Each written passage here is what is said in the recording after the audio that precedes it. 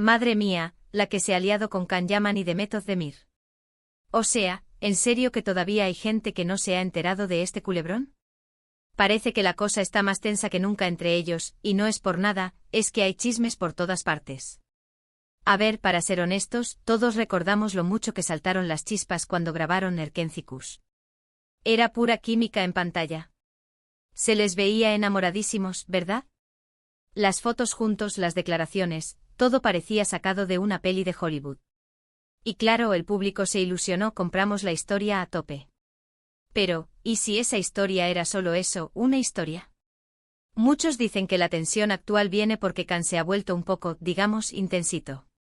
Que ahora que está en Italia, que si la fama, que si las fans que lo persiguen. Se rumorea que se le ha subido un poco la cabeza y que trata a Demet como si fuera una más de su séquito. Para ser honestos, eso explicaría muchas cosas. Imaginaos tú con tu vida, tus proyectos y de repente tu ex, con el que te llevabas genial, empieza a hacer cosas extrañas. Y luego está lo de Demet. Ella, por su parte, está súper enfocada en su carrera, está triunfando un montón en Turquía con sus nuevos proyectos y se la ve muy feliz y centrada. Quizás, y esto es solo lo que yo creo que está pasando, a Demet le ha cansado un poco todo el circo que a veces se monta alrededor de Can.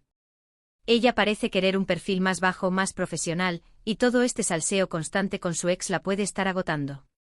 Es normal.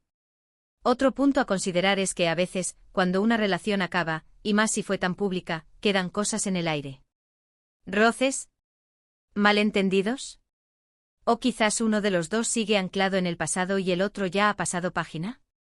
Lo que yo sospecho es que ambos son profesionales y que intentan llevar esto con la mayor madurez posible, pero es que la prensa y los fans no les dejan en paz. Los pobres. A mí me da la sensación de que Can, quizás, todavía se aferra un poco a la imagen de pareja que tenían, a la época de Erkenzikuz.